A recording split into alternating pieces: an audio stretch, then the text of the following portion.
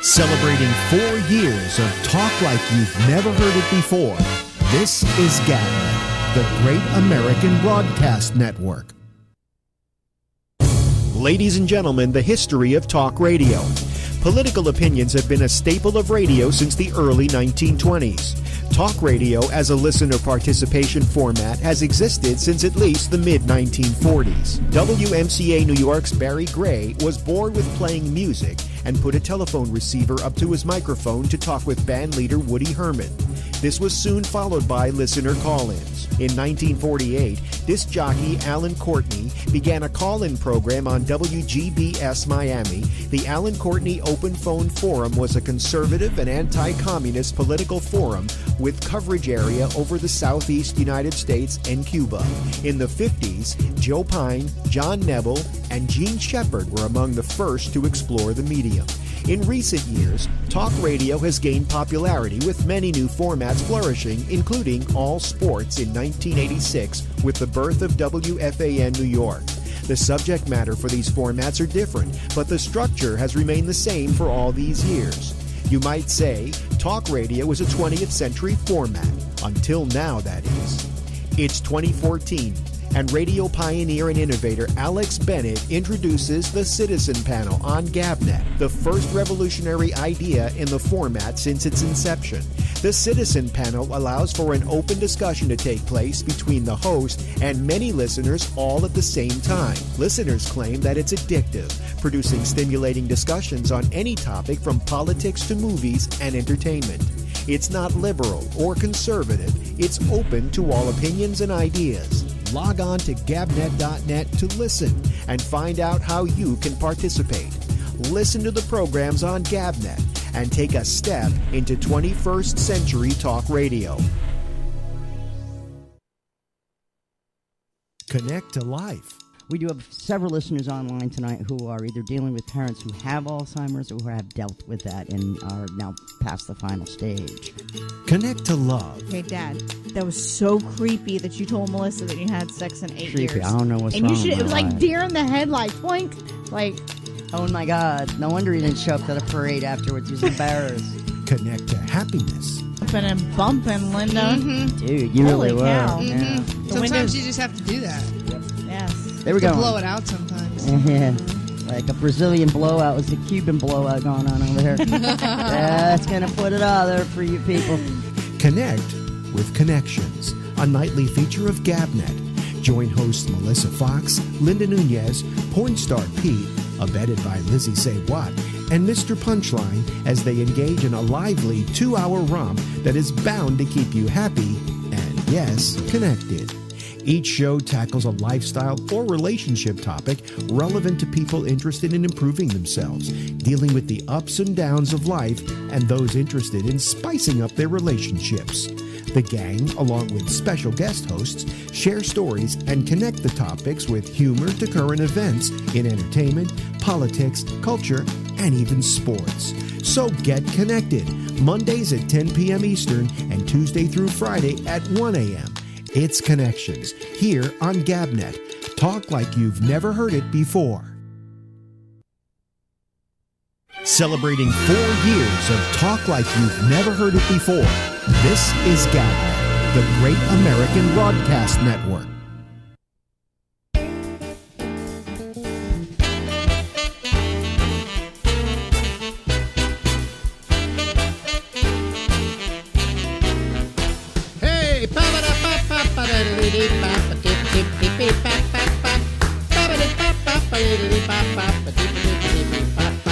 Hey, this is Alex, and we're here, and it's the Ramble, and we go until midnight tonight, ladies and gentlemen.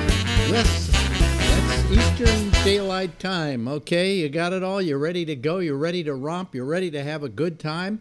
You're ready to talk to our special guest? Ladies and gentlemen, we're out on the west coast of the United States of America, in San Francisco, California, the most expensive place on earth to live. And Will Durst. Hello, Will. Either San Francisco or Manhattan. Well, yes, but I understand San Francisco is beating out Manhattan for expensive. No, really. How about Honolulu? Honolulu?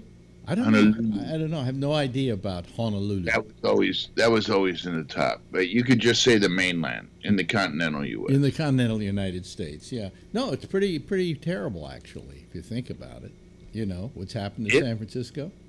It is, but I live in the boring part. I live in the Sunset District. We don't see the changes so much out here because all the kids, all the techie kids who are making, $300,000 to $700,000 a year and can afford to walk in and pay cash for condos and apartments and houses.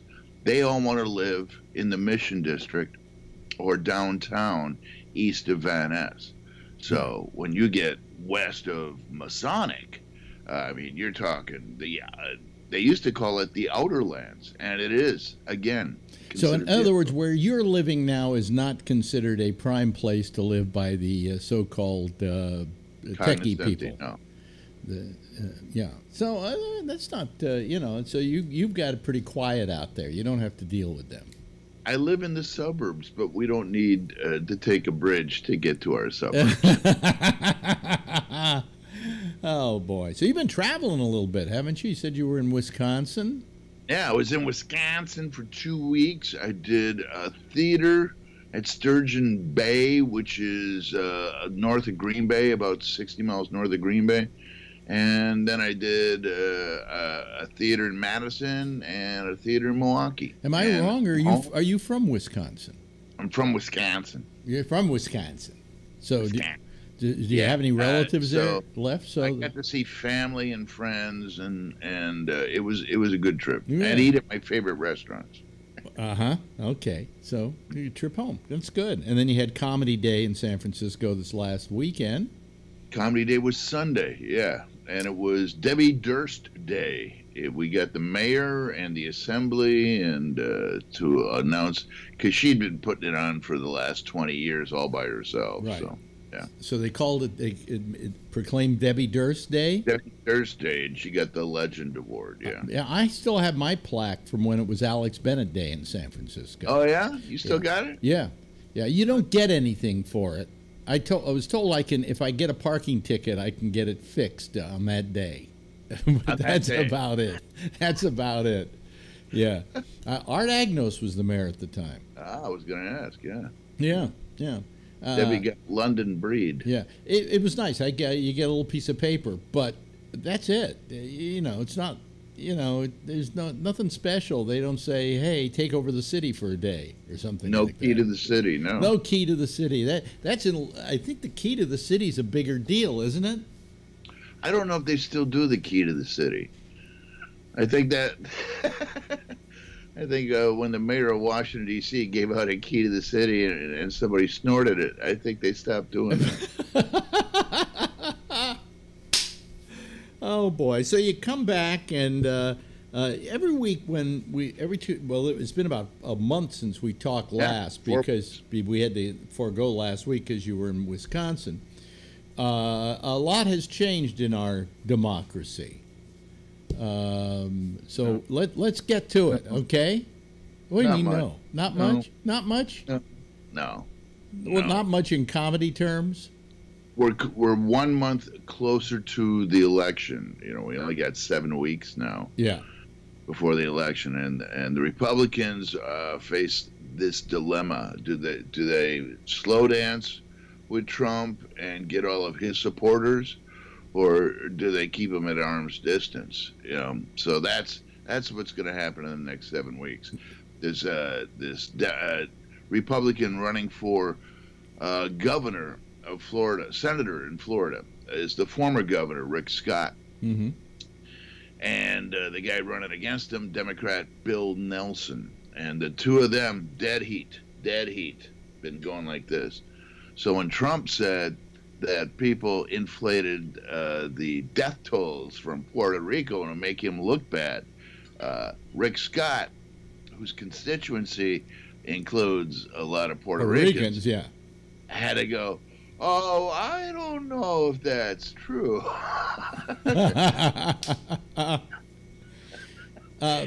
Even Paul Ryan said, well, those are the numbers, and the numbers aren't yeah. And he's not running for anything. He's not running for election. You know something? Is it my imagination, or has Trump been a little quiet tweet-wise? I mean, he's still tweeting, but it's not as verbose as it was and as ridiculous. I think after the Puerto Rico flap, I think he kind of quieted down a little bit because he looked like a fucking idiot. Yeah, it's never stopped him before. Yeah. I don't know what's going on. I think maybe, he's getting cornered, and that's when rats are the most dangerous, is where they have nowhere to go but at you. Yeah. He can't hunker down anymore. I mean, Manafort turned on him, and I love the fact that Rick Gates testified that he stole from Manafort, who stole from Trump, who stole from everybody. They're the Russian nesting dolls of crime. The Russian nesting dolls. Oh, man. Yeah, it's a Manafort thing. I love the fact that, Trump was saying what a wonderful person Manafort was and what a brave person he was. I wonder what he's been very quiet about Manafort turning tail here. Yeah, and he says that about people, and then they turn on him.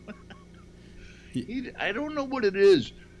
He doesn't engender a lot of loyalty. Well, because and you know I why? Think that's why everybody's doing tapes on him. Yeah. Manigault, Newman, Omarosa, and Woodward did tapes on him, and Cohen did tapes on him. Nobody trusts this guy, even people who work with him. Yeah, but the reason he doesn't engender loyalty is because he shows none back. When cornered, he will turn you in. He'll turn on his family, man. Yeah. He'll hand over Jared Kushner. Maybe not Ivanka, but his son-in-law. Yeah. Wow. Yeah. No question about it. So it's interesting what's going to happen with Manafort, whether he has enough to tell it. They think he is the linchpin in this whole thing, that he was in on a lot of those meetings. He was privy to the real deal of what was going on. So, Trump has got to be a little sweating it now. That's what I think it is. I think he's been sweating it all along. And that's a lot. That's a big man. That's a lot of sweat. Yeah. I think everybody's starting to turn on him, and that's why I worry, because when you corner a rat, and I think what's going to happen is either America will be attacked, or knowing him and his ego, there'll be some sort of phony attack on his life. That's what I think is going to happen, and that'll divert, because the media has no stick to itiveness. I mean, they just the objects. I've often described the press as being like the dog you have, that when you throw a stick, he goes and chases it, and when you don't have a stick and you pretend to throw the stick, he still goes and chases it.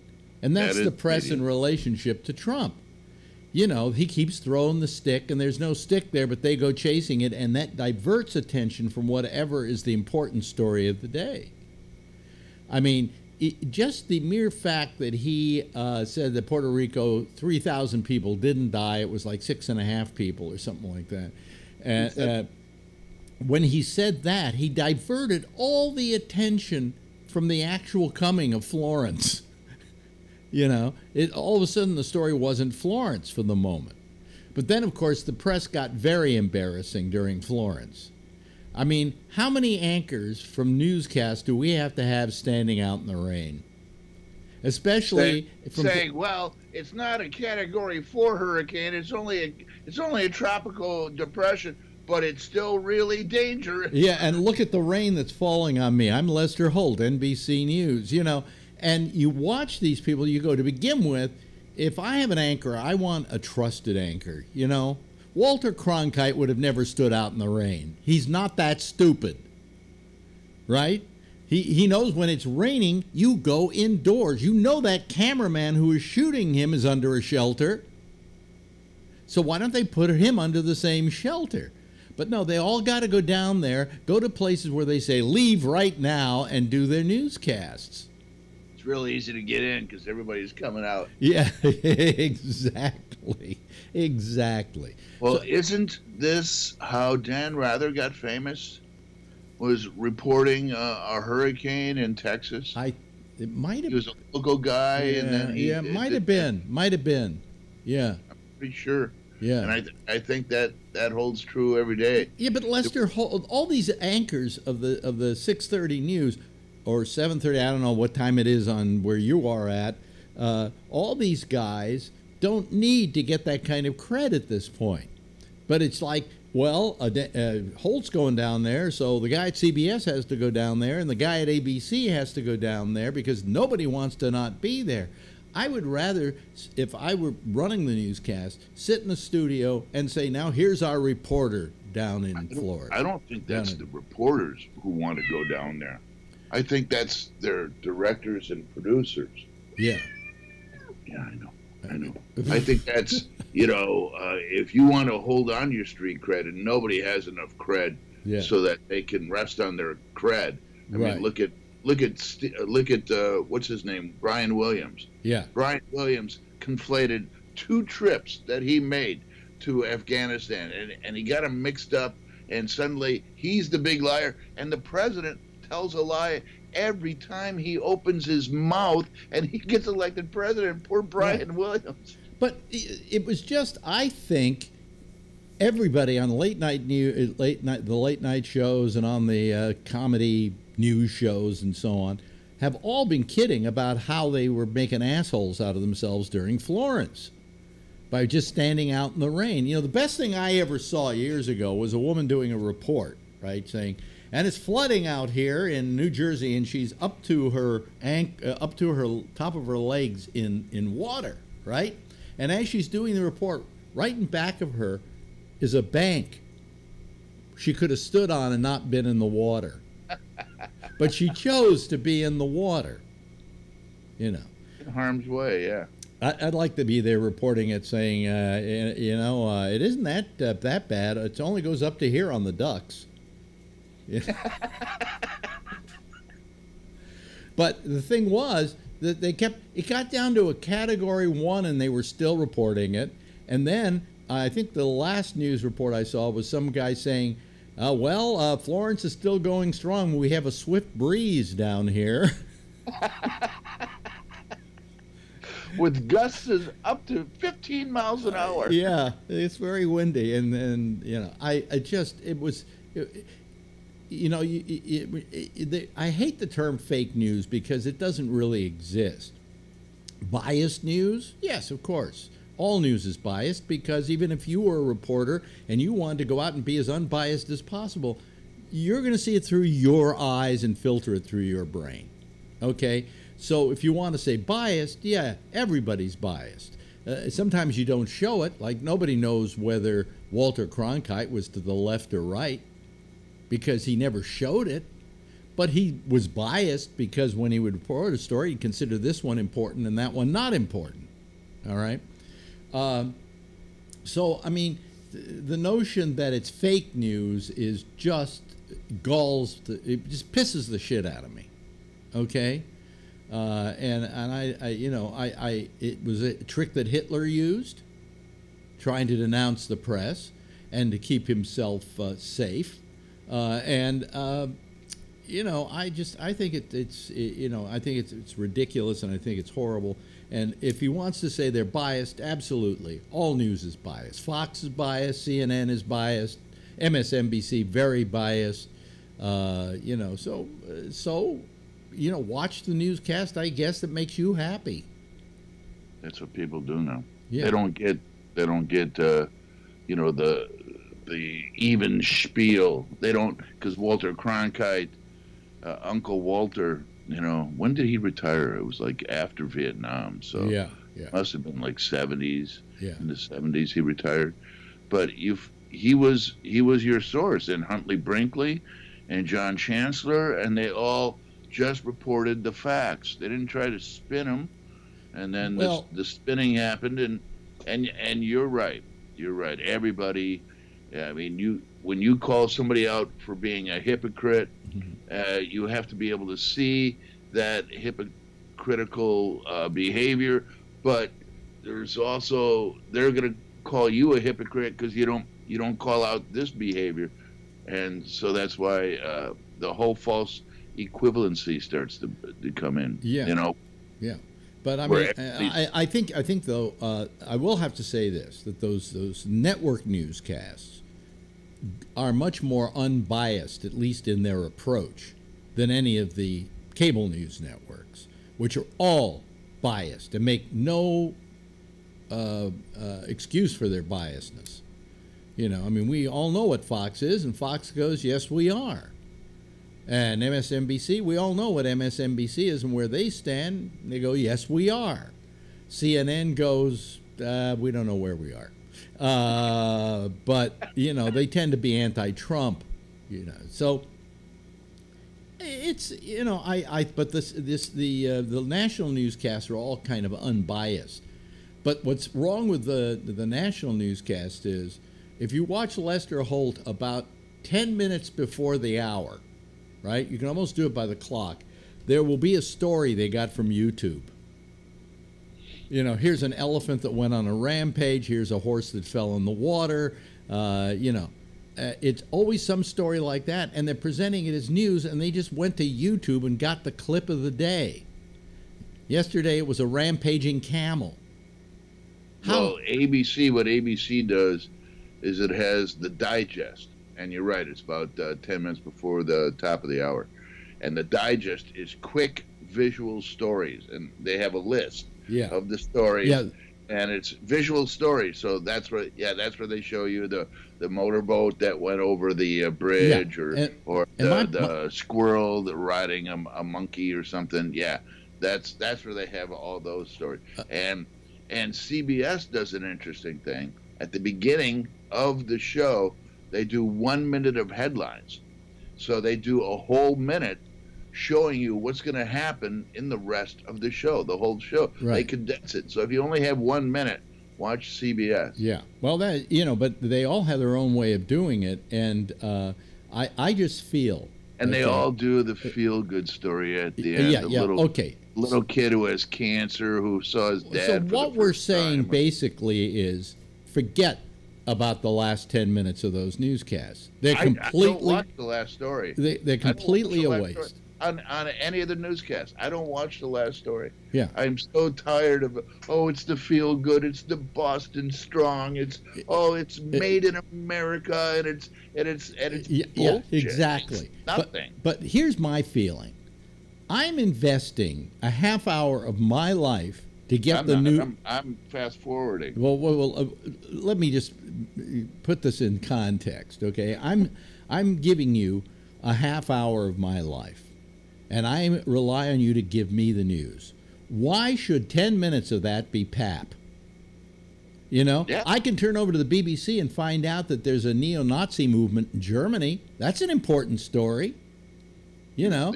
I can go to BBC and find a lot of stories. In fact, I suggest people do, because I've been spending more time there just because I see stories from around the world and what the problems are elsewhere, instead of this Trump-immersed news that we get, you know?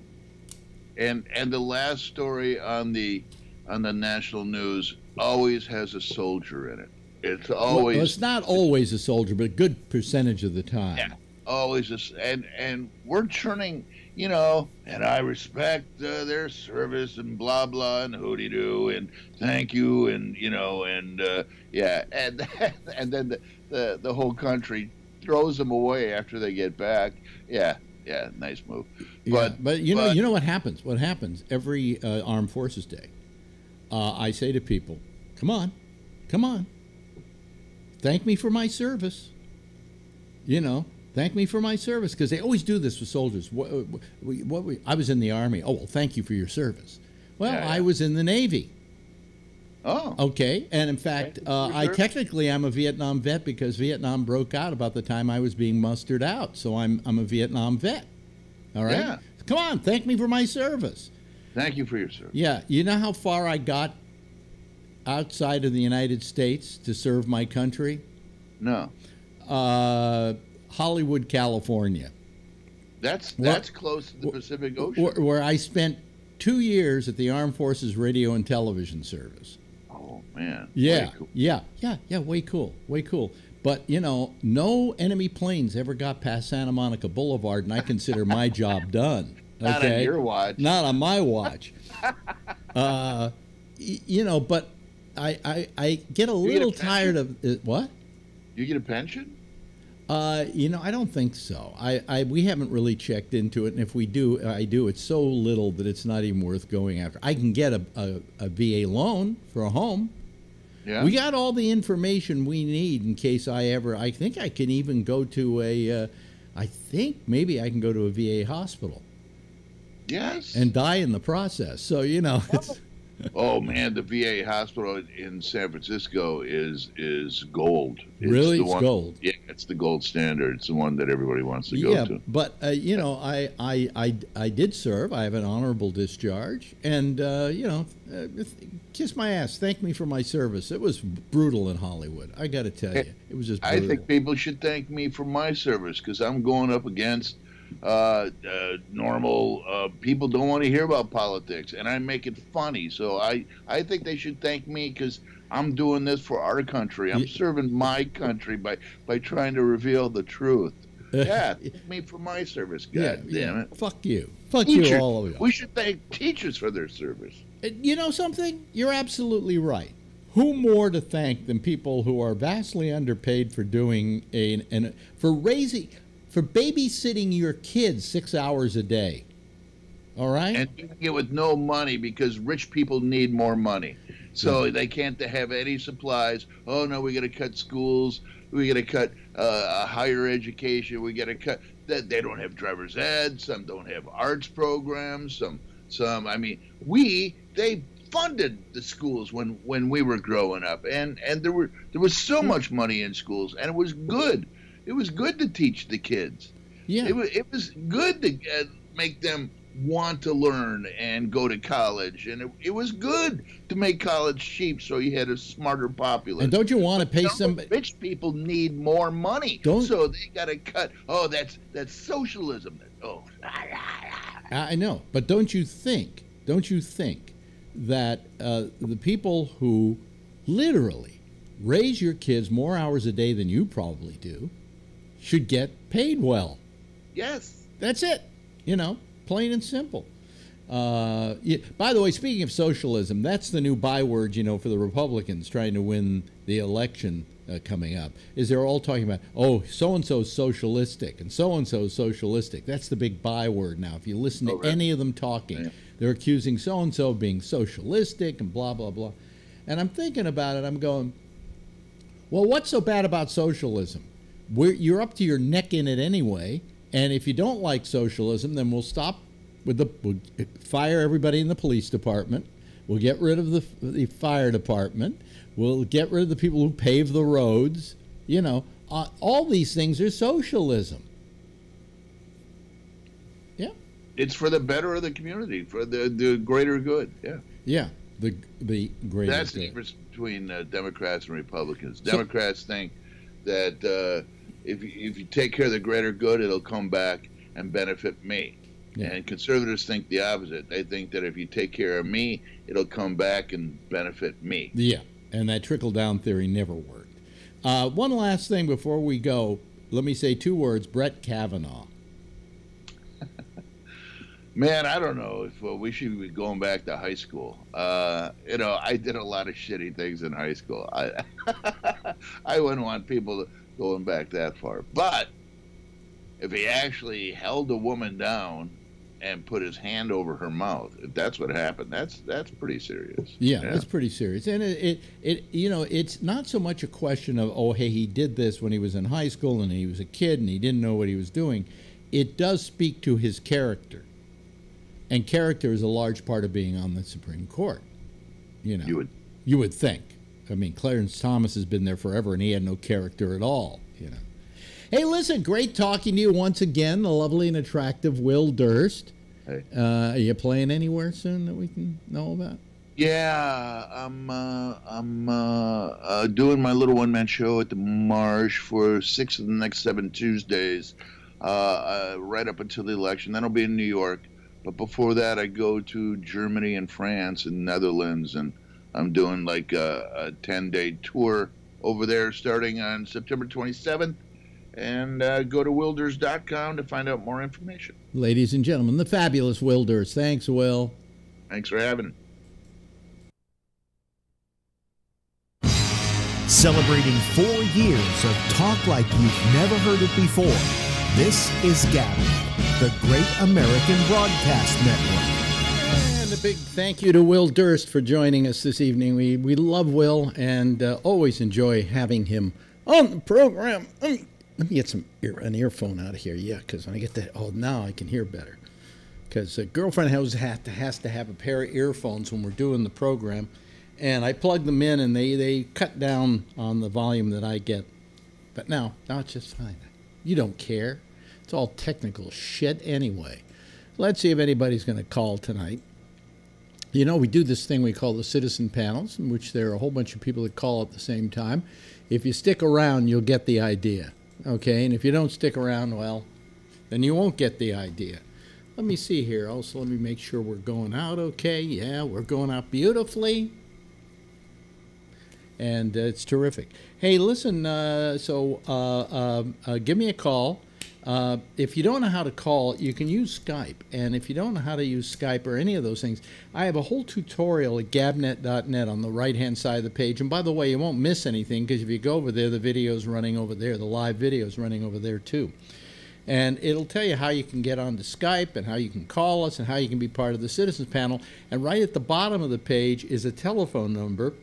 I pay for a telephone number every month from Skype so that you can call using your phone if you're a Luddite and really don't want to use, Skype. The number, by the way, is 347-352-0079. That's 347-352-0079. Call now so you don't forget. That's what they always say on those. I got something stuck in my teeth tonight. I just washed my teeth. And it must have been some heavy stuff. Oh, hey, look who's the first to call tonight. We don't usually this guy, well, let's wait until his picture comes up. It isn't up yet. There Hello. It is. There. Where are you at Costco? Yeah. I just wanted a day. Huh? I'm just trying to. Yeah, you kind of got a bad signal there, but that was a nice way to start off the program. Girlfriend will appreciate it. Yeah, there. Yeah, you can tell you're in Costco. There are the Costco racks right there. Yeah. Yeah. I got a bad signal, don't I? Yeah, you got a bad signal in Costco. I hope they're not trying to sell. A different section. Yeah. Go to a different section, see if we can hear you better. Hi, Phil. Yeah. Hi, how you doing? Thanks for your service. Oh, yeah, I appreciate it. It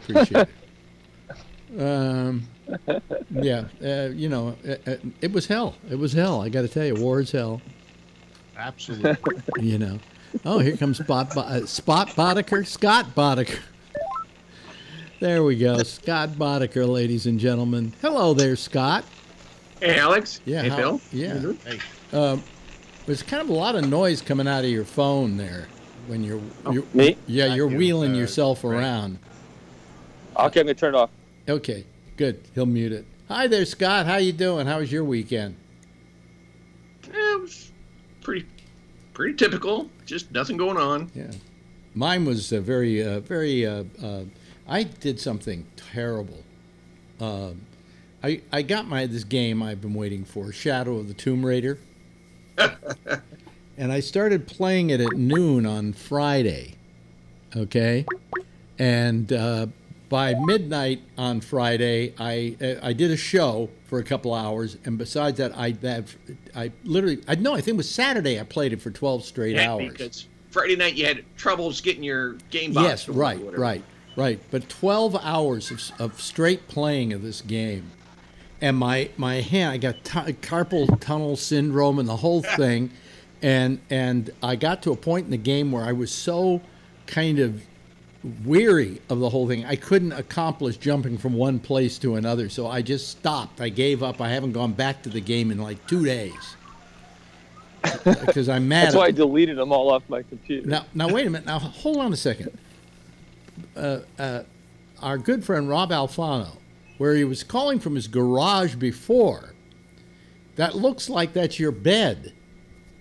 That's correct. Yes, and it's a very big, huge back of the bed you've got there. Yeah, big headboard. Yeah. Nice and padded. Nice and padded. Yeah, we have a hardwood one because that's what girlfriend picks out everything in this house. I have no say so. You know, I could sleep on a cot if she wanted to. You know, but anyway, so that's a very handsome bed you've got there. Thank you. Okay, and now we're seeing some stuff over at Costco. Boy, you know they all look alike. They're all set up alike too. Well, unless they like testosterone. There's one out in Brooklyn that's 2 floors. Wow, I've never seen a 2-floor. Yeah, one. well, I guess they couldn't find a 1 floor that was large enough, so they took a 2-floor. Is it that ultra high? Can't be that ultra high ceiling then. No, it's the ultra high ceiling. Yeah, wow. On both floors, and they have an escalator in which if you've got your cart, you put your cart on the other side of the escalator, and then you go up with it on the side. It literally drags it up. When you check out, you have to do the same thing. What? The member goes to one side and the cart goes to the other. Well, sometimes. Not at mine at the checkout stand. At mine here, it's not that easy. Okay. Yeah? No, because sometimes you go to you have your cart on the same side that there you're it is. paying See, out. Look.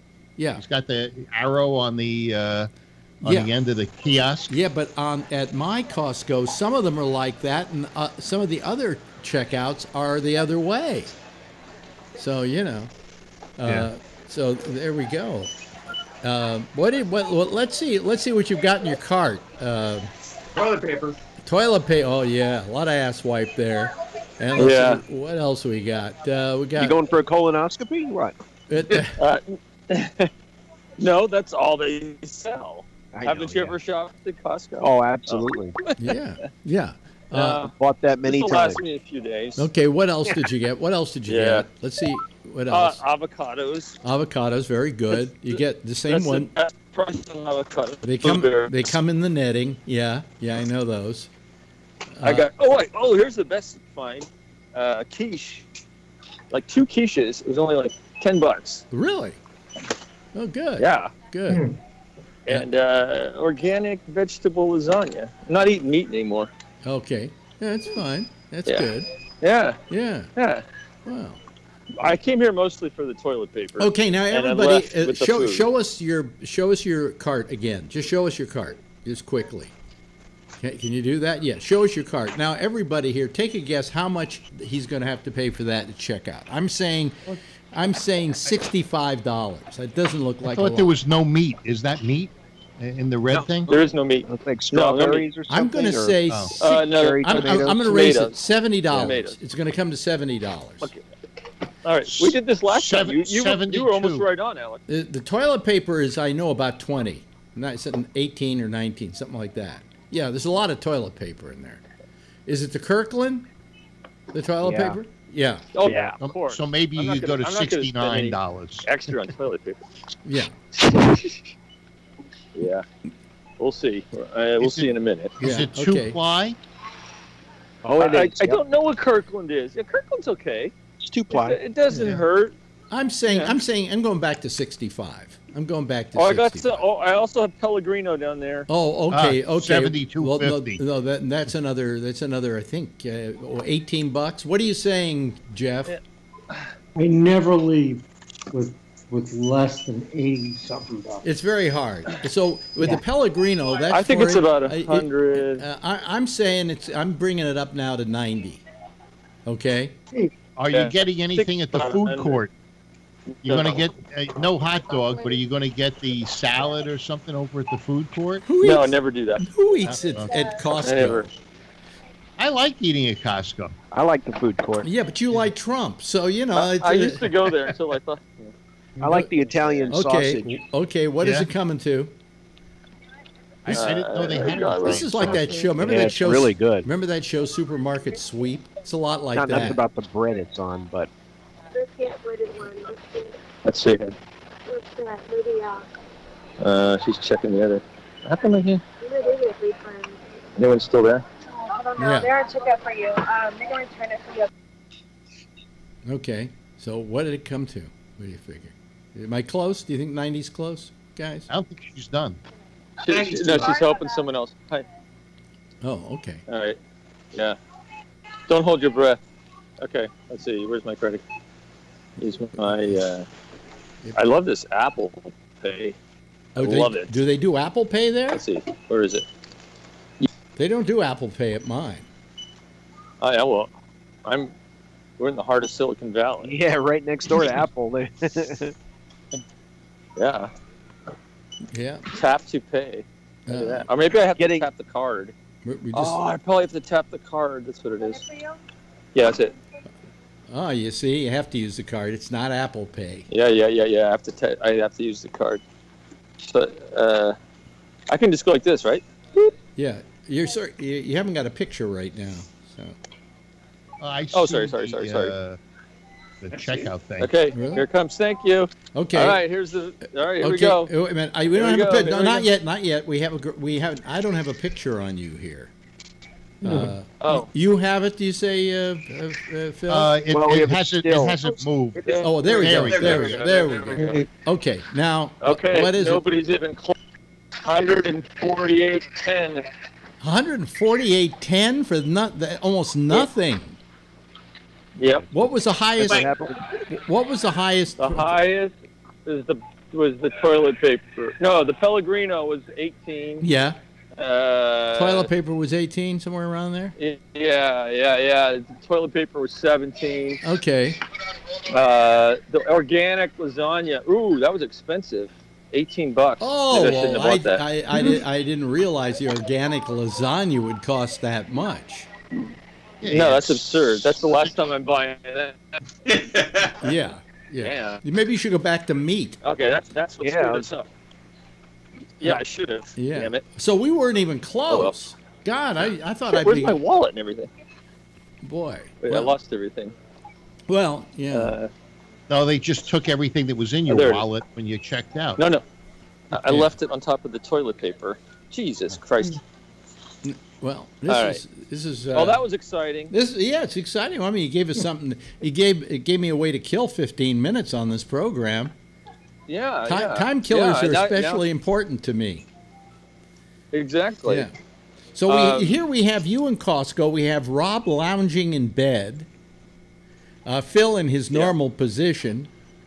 And Scott is sitting there. Being bored. What are you bored with, Scott? You don't like our supermarket sweep thing here? I don't like the shop. And now here they go to the check to leave the place where they try to figure out if you stole anything. Yeah, they claim it's to see if you got overcharged. In fact, that's happened to me twice, where I got overcharged and she sent me back and I got money back. Really? They look so fast. How the hell did they know? Yeah, that's a big fucking lie. Because they're experts. Real? Oh yeah. Yeah, sure. How do you do that so fast? They're trained at Costco University. Are you trained? Huh? You get like training? Yeah. Not really, no. We just learn to count as you approach us, so it's faster. Oh, okay. I see. Yeah. Oh, that's the trick. Why?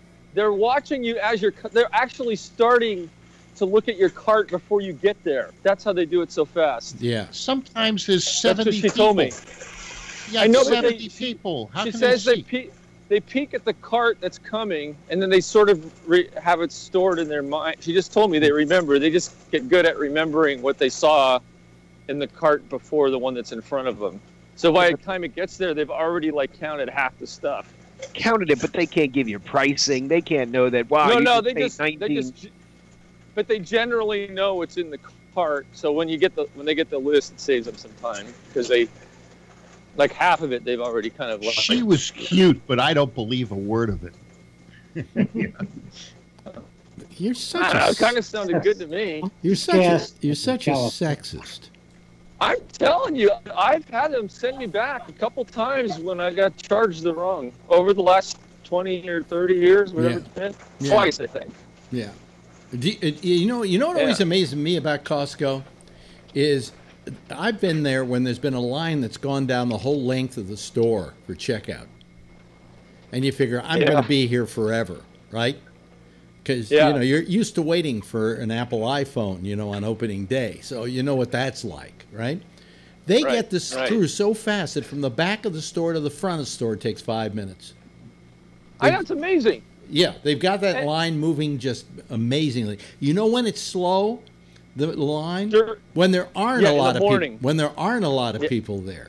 Exactly, because they don't have as many people working. Yeah. So it's like you have this. I have this special membership. You can come in the morning, and there's hardly anybody there. But the thing is there's hardly any workers there either. It's actually slower to come in the morning. Yeah, I did that. You got the black card.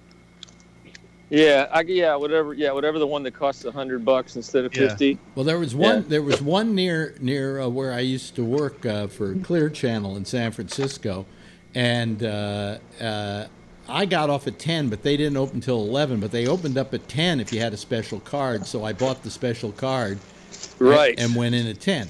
Yeah. You get that's what I have. You get a coupon back if depending on how much you charge with the special card. And it's supposed to pay back the cost of the card, basically. It does. No. I have the black card, and every year I get a check, which pretty much takes care of the cost of the card. Well, it's a coupon that you can spend at Costco. No, this isn't a coupon. This is a literal check. It looks like a check, but it's. I think you can. Only use it at Costco. I use it on the way out, and then when they say, you got to pay, you need your new card now, I just give them that, and they. Usually pays for it. Yeah. Right. Yeah. You're right. You're right. Or you can go buy one thing, Jeff, and then they give you the rest in cash. Jeff's got his hand up. Yes, Jeff. Now, we use our credit card from them on everything, not just their own stuff, but any store. Yeah, you get a lot of money back. Yeah, and you get more money back from that. I got to tell you something. I sent away for a... There are these 32-inch monitors I've been buying, and I wanted to buy one for Marjorie because we're putting in a Mac Mini here for her. An ISO? Huh? An ISO monitor? No. EIZO. No. 32-inch Dell. How much do you think it costs? 32 now? Yeah. $600. Try $187. Wow. Yeah. So anyway... This 30-inch Dell, when I bought it, 30-inch was $1,200. Yeah, but $187 of tax, and they said, if you want it day after tomorrow, it'll cost you another $8 or something. And I figured I'd have hell with it. Turn Ray, off your audio, Ray. We can't hear you. Okay, let me turn it off. Sorry. Yeah. That card is noisy. They said, you pay, and the same thing happened to Shecky. They say you pay for this $8 or $10, and you'll get it 2 days. Otherwise, you get it in about 5 days. So I just said, to hell with it. The Mac Mini isn't coming for a while. Send it the long way. It was there here the next day. Do not, when you order from Costco online, pay for the fast shipping because it's going to get to you really fast anyway. Well, that would depend on where their distribution centers are. So you're in New York and, you're lucky. Well, I got this Mac. Marjorie bought this Mac Mini for me to install for her. So I got her the screen and so on. And we had to order it from Apple because they don't do 16 gigs of memory on the standard one they have at the store, which we could have walked out the door with. That's 8. Right. And that's 8.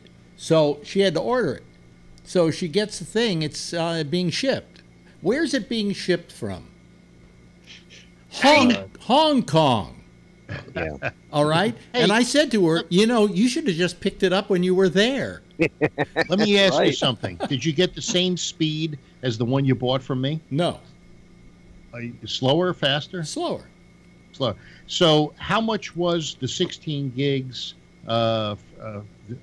$200 more.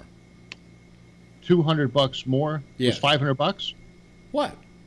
What did you pay for the entire Mac Mini? It came to about $1,000 or something, because it was $799. It's the middle grade machine. It's the one that has a turbo boost to 3.0. And I think that's what mine has, or mine might have a turbo boost to 3.5. No, yeah, but also yours has a turbo disk drive too. Yeah. But anyway, the point was that so it was like they charge you $200 for the memory. Here's the bullshit with Apple.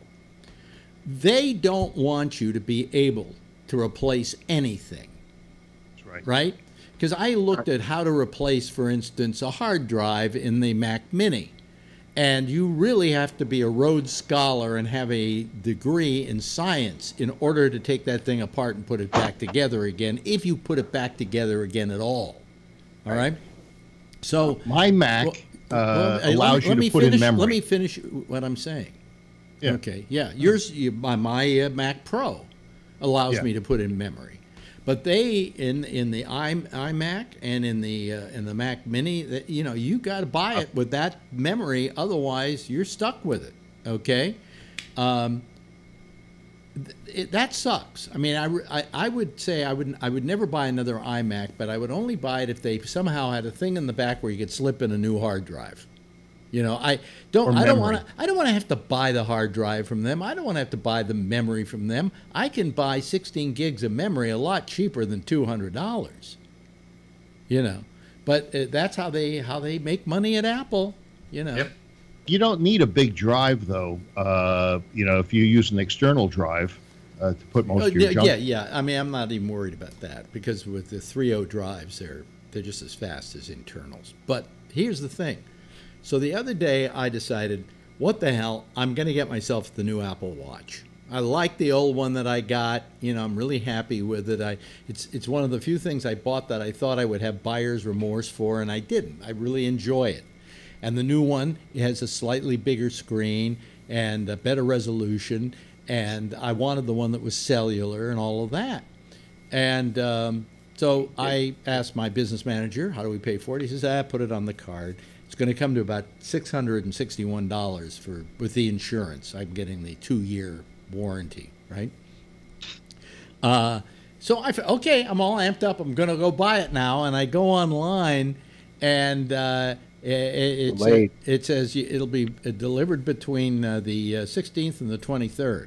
And they're delaying them. They're delaying them and the iPhone XS Max or whatever they're calling it. Well, they're delayed. I sat there going, oh, gee, it's only a couple of weeks, I guess. And then I looked again, and it said October 16th to October 22nd. And I went, that's still what? Only a couple of weeks, really. And then they said, well, if you can order it here and go down and pick up at a store. So I went to look and see if any of the stores had it, and they said not available. So I don't know. What are they going to do? It's launch day is on Friday. Are they going to have them in the stores? No, they officially announced it's being delayed. Oh, really? Yes, they officially announced it. Wait, well, I didn't see that. I saw it this morning when I woke up. I get a news bulletin from this. Forgot the name of the news it's called, but I get all the bulletins for Apple, and it's been announced that they're delaying it. Well, Apple, so you're spending $600 to look at an EKG that you really don't need? No, it does a lot of other things too. They have a new feature. I used it with girlfriends called Walkie Talkie. Yeah. If I want to talk to her on the, just on her Apple Watch, and she's at work, I just click the thing like you would on a button, talk while I'm pushing it, and then let up, and then she can talk to me back. But you don't want to talk to her when she's at home. Huh? You never want to talk to her when she's at home. Well, this way we'll talk to each other more, I guess. This will rekindle that love that you first felt for one another. Yes, right. But is your hand up, Rob? No. Oh, no, that's part of your bed. I looked like it was your hand making an okay signal. Jeff is. Jeff. Does anybody have a Fit watch? No. Fitbit? Fitbit? No. I have a Garmin. It's better than it. Yeah, I have one. I love it. It also is it's similar to an Apple Watch, too. It gives me messages. I can call people from the watch. Yeah. Really? Pretty cool. Yeah. It's a Garmin. Because I had one, and then it disappeared. Oh. I didn't take it. Me either. I have it right here. Yeah, give it back. Yeah. Disappeared. Your hand was up, Jeff? No, I just was going to say I'm thinking about buying another one instead of the Apple. It's a lot less expensive. But. Well, you know something. The thing that they did say, I mean, you've got a heart situation. You can do an EKG with it now. It's been approved by the American Heart Association, and the government, FDA, has approved it. Not a bad idea. Yeah. Doesn't he have one built into his heart? Huh? Don't you have your pacemaker does that all automatically, and you can all the time? Yeah. He didn't need it. Talk about invasion of privacy. Yeah, that's right. Can they tell when you're having sex? That's what I want to know. I hope so. I'm gonna have to ask my cardiologist. Yeah. Gee, look at this. Hey, I realize with my CPAP, if I bring my CPAP to the sleep doctor, she reads the card, and if that's happening, well, you're breaking up on us there. My CPAP is Wi-Fi, and it sends the signal to a website that they can look at. Yeah. I quit using mine. I wouldn't. Trust me, it's well. I'll tell you what. Two of them, they're in the closet. But the that's what most people say. The newest thing with me is that my doctor. I went to him on Friday about the numb feet. My what do you call it? Neurologist. Neuropathy. No, I don't have neuropathy. I don't have neuropathy at all. In fact, he did some medical tests on me, some blood tests to make sure I didn't have a rise in something or another, and I have all very normal levels in my blood. So it's not neuropathy. It's actually a pinched nerve. It's a form of sciatica I have. All right. I don't know if that's enough to make you understand what I have, but I don't even know. So what he did is he gave me. He told me to start taking a pill called amitriptyline, which used to be called Elavil. This is a generic form. And it's an antidepressant, but it is also, if you keep taking it, it deals with pain and a few other things, and he says this may help it. The only thing is, he says you can't take Xanax with this because you'll get really loopy the next day because this will put you to sleep on your own. And it does put me to sleep, but I keep waking up every 2 hours. And I don't like that because with the Xanax, it just knocked me out. But anyway, so I'm trying this stuff now and see if it helps at all. But, if it doesn't work, I'm getting off of it. I don't like it. Here we go. Here's take a full Rayback. pill? You take the whole pill? Yeah, or but if I showed you how big a full pill is, it is so tiny. This is the tiniest pill I have. You know how you usually take a pill, maybe you put it out on the dresser drawer or something, you can take it a little bit later. I don't know if you can even see this. Oh, yeah. Oh, yeah. See that, folks? It's just a small little, it's so tiny, it's ridiculous. In fact, it only fills up the bottom of very little of the bottom of the thing. Yeah. But anyway, so I don't know. So I'm on this stuff, and I feel a little loopy from it, but on the other hand, I also feel, I don't know, I'm not as depressed. So, what the hell? What the fuck? Numbnuts over there can say anything he wants to about Trump, and I don't give a shit. What you need is have the guy bring the chiropractor over and have him push on the one thing that does the sciatica, and you're probably going to be fine. Take 30 seconds and you're done. I was thinking of trying a chiropractor once, And if I even see a minor improvement, I will go back to him. The one thing that they can really do is the sciatic nerve.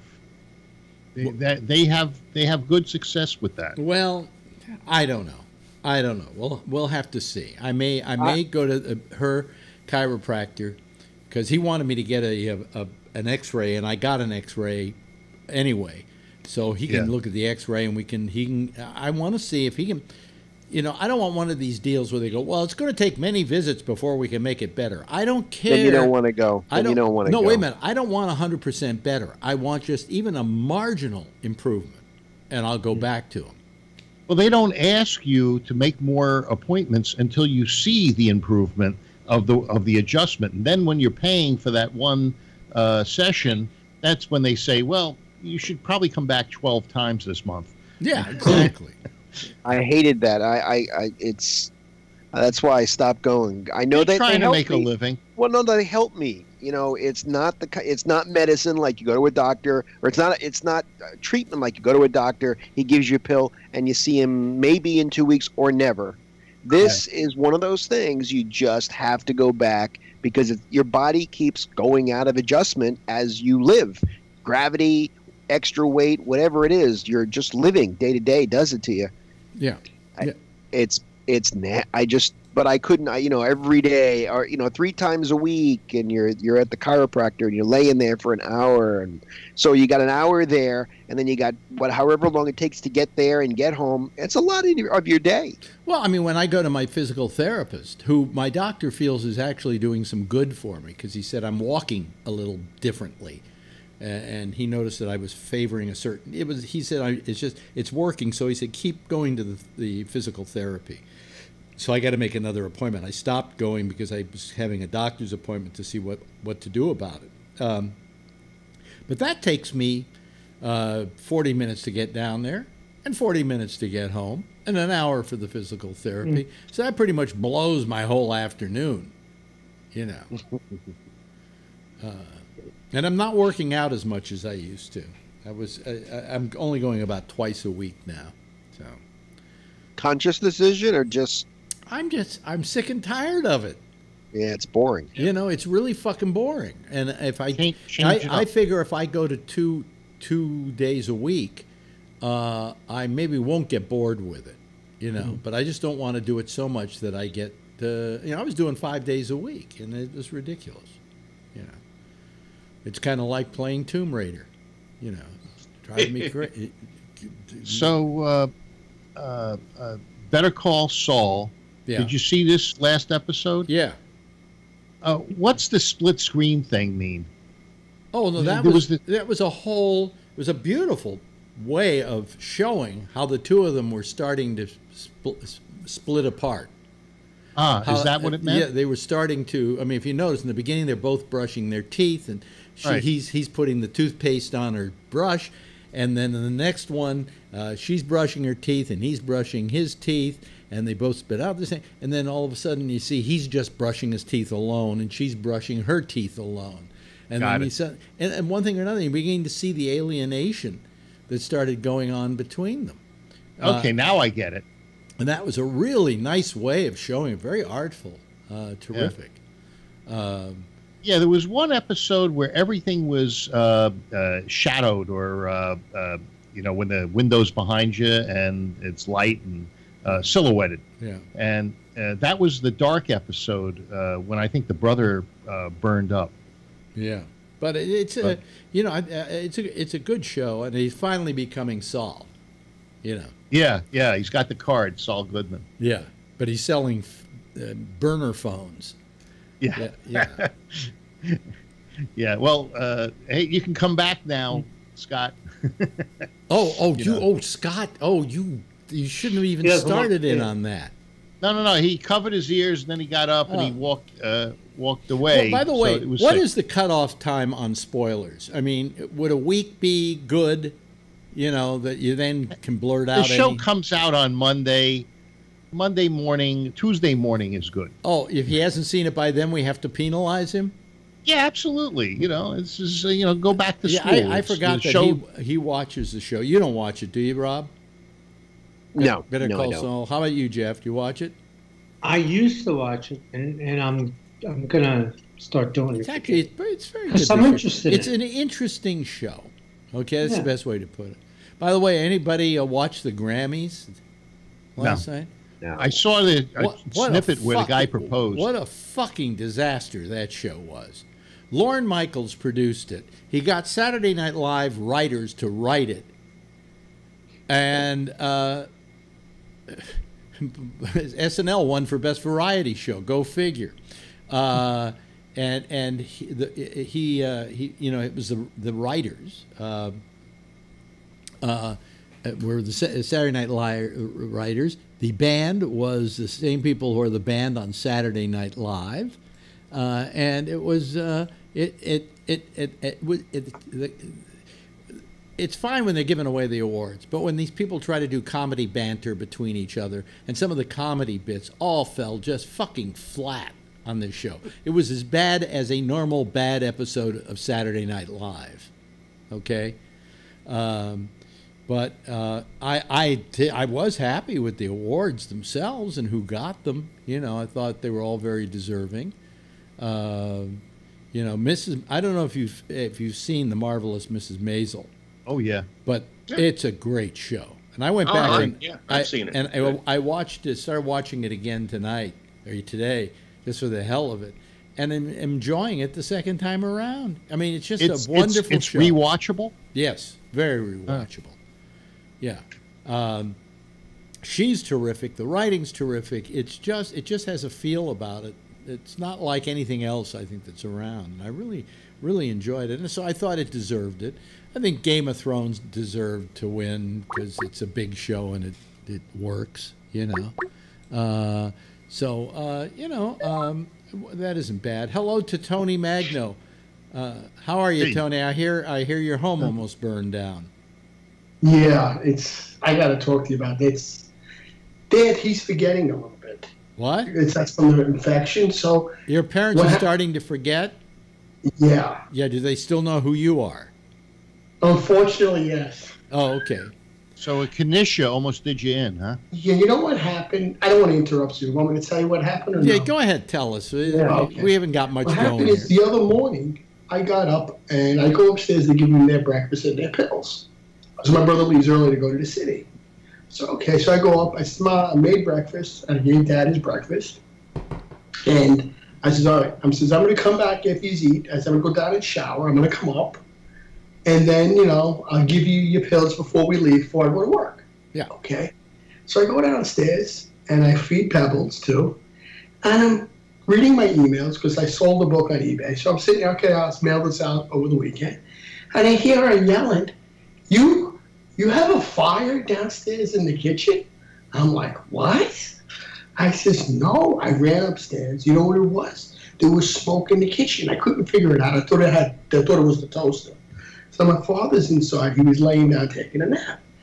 One of them must have put a knish in the microwave for I don't know how long. And it was just burning. I called 911 right away. I says, Mom, we got to get out of here. So I couldn't find out where the smoke was.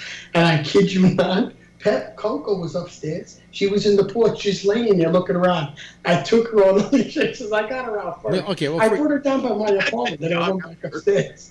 And I says, we got to get out of here. So my phone's like, what's going on? I says, there's a fucking fire here. I says, and then the fireman came. It was the microwave. I wanted them to check that there was nothing electrical. Wait a minute. You called out the fire department to put out not a fire actually, but a smoldering piece of food in a microwave that had been on for Because I didn't know where it was. I didn't know where it was coming from. Tony, I did they? Tony, did they I thought pull the maybe she was microwave? looking in the stove. Tony, did they pull the microwave off the wall and get out and rip out the sheetrock? Yeah, right. Tony, you should look into putting in some cameras. You know what I did? I'm going to tell you, I kid you not. You know what we did? Me and my sister and brother discussed it. They're not bad, but I want to be proactive. I locked the stove. I have child, so I don't, just in case they walk away and forget, they can't touch it. So I have child thing on the stove locked. Yeah, but how do you prevent them from turning the gas on the... Oh, no, it's like childproof. It's like they got to break it. Oh, really? You know why I'm doing that? Because I just don't want them to turn the stove on if I'm not home. What it is, you don't care if they die, you just don't want to. That's exactly. Yeah, I told my sister, I said, I'm afraid to go to sleep. I mean, they apologized, and they were like, I didn't do it, you didn't do it. So well, I'm not blaming anybody, but I don't want to die from smoking. Well, who put the knish in the microwave? They don't know. He's saying she did it, and he's saying she did it. Yeah. So I don't have a cam. I don't. You need cameras. We just put cameras in. My mother lives alone. She's 88. She's losing it, right? She's losing her memory and stuff. We put cameras in all the rooms of the house, and now we can log in and take a look. It uploads the video. It uploads videos so you could see what everybody did because it records based on movement. So when a movement happens, it records video. You take the garbage out. No, it's 11 o'clock. Hey, my friend got a Nest camera, and I got a little nervous. You had to see around. Yeah, we were out to dinner on Saturday, and he says, "Hey, you want to see the cats?" And we have a cat sitter because he's in L.A. and he was up here. So he shows me the TV's on. The cat sitter is sitting there watching TV, and the three cats are hanging out. And it was live, as we speak. It's amazing. It's almost as interesting as this show is to look at. And you know what my brother says? Who has the knish at 8 o'clock in the morning? I called them in the city. I had to interrupt the city meeting. I don't. He says, who did it? They don't want to fess up to it. Knish is good in the morning. I threw the microwave out. It's on the sidewalk now. It stunk. I had to open up all the windows. It smelled of burnt, whatever that fucking thing came out of that microwave. You had to see me run upstairs. Wasn't the fire department a little pissed off at having to show for a burning and they knish? Right down the block from me. They came right up. You know what the guy said? I thought we really had a fire the way you called. They came in 5 minutes. I thank them. Do they like that? They like that because they get to turn on their siren and put on their rubber outfits. Yeah, but they had to go 3 houses. I says, it was the microwave. I figured it out. I says, but just make sure there's nothing going on. I said. Yeah. Oh my God, it's crazy. Well, how old are your parents? Huh? How old are your parents? My dad is 82 and my mom is 77. Really? She's younger than I am. Yeah. Oh, but you're younger than her, Alex. She can't work anything. She calls me for everything. So does Alex. No, but come on. I mean, I don't want to make fun of her, but my mother's legally blind too, Alex. I took her to the eye doctor. Oh, wow.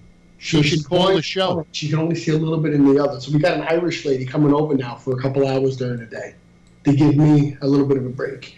Really? Oh, good. That's good. Yeah, it gives us peace of mind, so. Okay. She did a little cooking, watches them a little bit, and stuff like that. Yeah. I had a stew. It wasn't bad. I took it from my mother. Rob,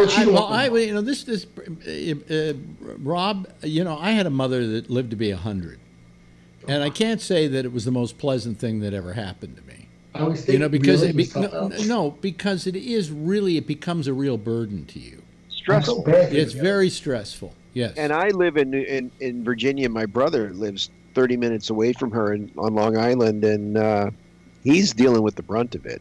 Yeah. Yeah. So I mean, the cameras are a great thing because they give you peace of mind. We could watch my mother before she goes to sleep at night. She talks to herself, so you hear her, right? Because you could hear everything. And my mother says, "Okay, everything's out. The stove is off." And she walks around the house before she goes to sleep because we were worried. Shit, she's so forgetful that she could leave the stove on, or she could, whatever. I'll tell you what happens from what you say. Hold it down a little bit, Tony. Sorry. Yeah, because other people are trying to say something here too. I'm getting all nervous. I know. You don't have to. Okay. You know what I'm thinking is what you should do is compile all the tapes of your mother talking to herself and whatever she does around the house, and then slap a Netflix original on the beginning of it. And you got a good deal going for you. Reality TV. Now, the other voice that you heard, you sure it isn't the boyfriend coming over? No, there's no deep voices. It doesn't have to be a deep voice. This is a new era. You don't want you do not want to put cameras in mom's house when you think she's fucking somebody. You don't want it. But I found that as my mother got older, it was a constant strain. You know, it wasn't that I wished her dead. On the other hand, I often said to myself, if she died tomorrow, you know, she's 100. Am I going to cry? That's being selfish. You know, Yeah. I just say, hey, she lived a good life. She lived a long life, and God bless her. You know, but when she got to be 95, she started getting dementia, and it was, you know, that got really difficult because Wow, 95 to get. My mother's got it, and she's, you know, she started probably when she was about 83. Well, my mother, I don't think she really didn't get it to a point where we were worried about her until she was about maybe 95, maybe a little younger than that. But it, you know, it really got bad when I told her, Mom, I'm going to New York, and she said, oh, well, be sure to say hello to my parents. Yeah, my mom does that once in a while. Yeah, my father's passed, right? Yeah. Yeah, she'll call her and say hi. Yeah, your father's away for the weekend. Oh, okay. I don't even correct her. Yeah, I don't do that either. They make a mistake. Yeah, It is what it is, and that's it. The other day I had a little something like that. I said my wife is in Hong Kong, but I was right. So, you know. Yeah, I felt bad for them a little bit. So. Yeah, well, you know, we understand what you're going through because Rob's going through it. I've gone through it. Yeah. Anybody else have any parents that got really old? You, Jeff? Yeah. Well, my wife's mother has still got a little dementia. Mm-hmm. And the good part is she lives like right down the street from us. Oh, So you that's can walk over there. But that was totally unexpected. The reason that we moved there was to be closer to where her old house that she lived there for like, I don't know, 65 years or something like that. Yeah. Well, we ought to be a little closer in case. Well, then all of a sudden she walks to our place and she goes, oh, this is nice. Well, I think I'll move here too.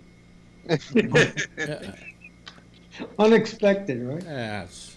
Yeah. My mother's 90, and you'd think she's 68. Wow, you got good genes, Phil. She exercises, she drives, she still acts, she does commercials.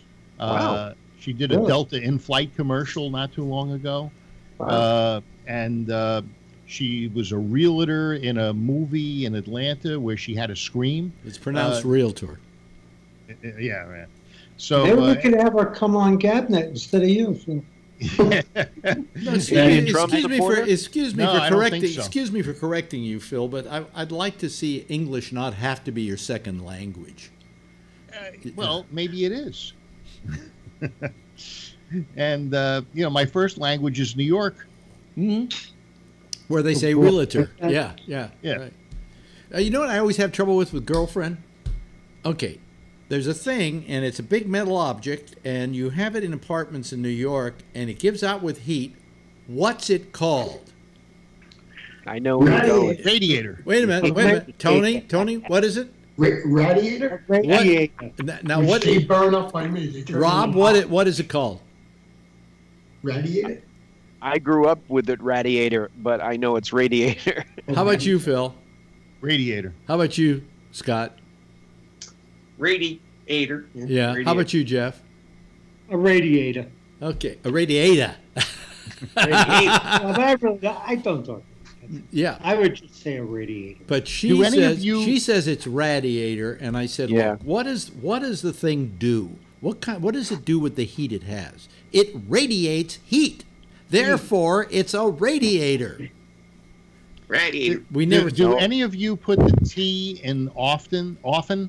You know, some people pronounce it often, and then others pronounce it often. I pronounce it often. I pronounce it often.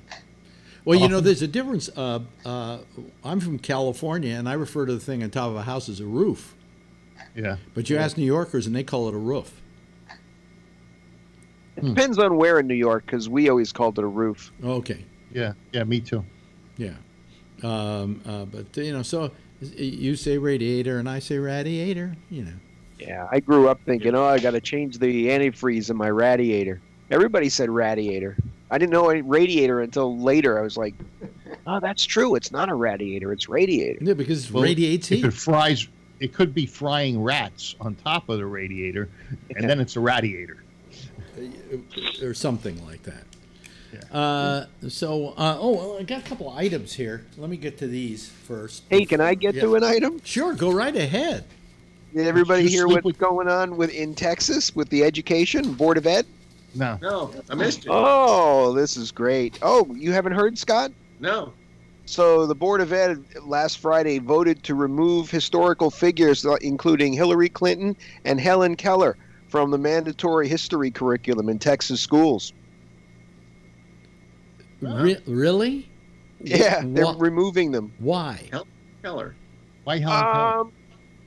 Because they deem them not. What was the reason that I heard? I'm trying to think of the. They what they do is they have a board and they all vote. They put a list of names there, and the names that get the most votes, they put on. They set up to remove from the list. Like we need to pare it down. It's like I don't know. You're on a budget and you're trying to cut back on how much money you spend. Why would you have this meeting to pare it down? Pare down history. By the way, speaking of Helen Keller, I heard a great joke the other day. It was on something we were watching. Did you hear about the blind guy at a Passover Seder? And they pass him the matzah, and he feels it and says, "Who wrote this shit?" That is funny. Very cute. Hey, did you sleep with Kavanaugh? No, he actually forced himself on me and held my mouth while I tried to scream. Oh, okay. That's what I thought. Yeah. Did the same thing to me. You know, she's asking that she doesn't want to appear Monday. She wants $130,000. No. She wants something very important and very good. Yep. She wants an investigation by the FBI before she speaks in front of the Congressional Committee. Good for her. It's a delay tactic. No, it's not a delay tactic. They've had this letter since July. It's a delay tactic. You know what? If this guy's a scrub, a crumb, a schmuck, he doesn't belong in the Supreme Court. So delaying it is fine. 65 women from the time he was in high school to present have all said that this is not the kind of guy he is. Well, apparently when they find that out. How do you know what he was when they weren't looking? That's the question. Now, wait a minute. Let me finish. I think this woman. Wait, listen. You're wrong. To begin with, the reason they did not release the letter until now was because they didn't have the permission from the woman to do it. She didn't want to really get involved, and she was then prevailed upon, and that was when Feinstein was told, "Here's the letter, here's the story, but we're swearing you to secrecy unless she says, okay, you can release this." Have you heard the other details around this? Yes. What are you going to do? Besmirch the woman? No, it's so. I think that she is imagining, or had this thing happened, but not with this guy. It was, because she said there was another guy in the room. You don't know. She said there was another guy in the room, and that guy says it never happened. I would love to hear what an FBI. The FBI can't do that. They can do a background. But they can't investigate a crime that happened within a state. It's got to be a federal thing. Well, they can. They can do a background. They can do a background on this and check the veracity of the story because it is involved in a federal situation. This is just an effort to delay. It is not. The other thing that's going on here is the press. The press is going to do its homework and find out all kinds of crap. You watch. They're going to ascend on wherever that happened, and they'll find people. She doesn't know where it happened. She doesn't know when it happened. She knows where she went to school. You don't know what she knows or doesn't know because that hasn't been released, Phil. She knows where she went to school, and she knows enough about it that the press will get a hold of that information, and they'll dig. They got a week. You're going to wait to see what's going to show up. Hey, Kavanaugh says he wants to, confront her and and he wanted to do it. And he wanted to do it today. And why do you think he wanted to do it today? He's ready to do it today. No, but he was pushing to do it today. And why do you think that might be? Because to give no one a chance. Because he believes he's innocent. Bullshit. Because he gives no one a chance for shit to come out and get confirmed before all the crap does come out. Well, you guys are amazing. Guilty. What do you mean we're amazing? Here's what How are we Kavanaugh amazing? said. Yeah, what's that? He said to Orrin Hatch, right, the Utah senator, Oh, my said God. he wasn't at the party. The girl doesn't even know what party it was, but he wasn't there. Well, he's saying he wasn't. He doesn't have any connection. She doesn't even know where it was. How does he know he wasn't there? He says that he doesn't have any connection with her. None. He remembers her. But he remembers her. You guys are so fast to convict a guy on a woman's No. 35-year-old misrecollection. No. She can't Wait a remember minute. these Wait a minute. things, Hold on a and then second. she Phil, can't even remember the right Phil, guy. how dare you say it's a misrecollection? It may be an accurate recollection for all you know. You weren't there. You don't know. Neither do I. Phil, you have it absolutely backwards. We're not ready to convict. We're not ready to put him on the Supreme Court until we know. If it's all false and he gets through, I don't like it because he doesn't stand for what I stand for. But if he's going to get on, then he's going to get on. But we shouldn't put him on until we go through this. You're the one trying to rush it. They're gonna interview. They've offered to interview her. They've offered to interview him. Partisan interview. That'll work out real well. That poor woman. That interview is by all those senators that interviewed. Okay, let me tell you something that was brought up today, Kavanaugh. and it's a very good point. It was brought up by Chuck Todd on his program when he was talking about this. He said, here you've got a guy like Kavanaugh who has been taught, prompted, gone through question and answer periods that weren't part of the whole deal, so that he could rehearse for his time in front of that committee. He was rehearsed, he was studied, and all of that. Now you're bringing a woman in front of that committee who doesn't have any of that ability. She has not been coached. She has, doesn't need to be. Wait a minute. She's going to have to be. She's going to have to somehow survive the situation under much more strenuous circumstances than Kavanaugh. And I agree. I think that the FBI should look into the validity of this story, and then if it shows any possibility of being true, then she should testify in front of the committee. But, you've got to remember the three of the members of this committee were the three members of the same committee many years ago who vilified what's her name? Anita Hill. Anita Hill. Yeah. And now we're beginning to find out that Anita Hill was really screwed, really big time.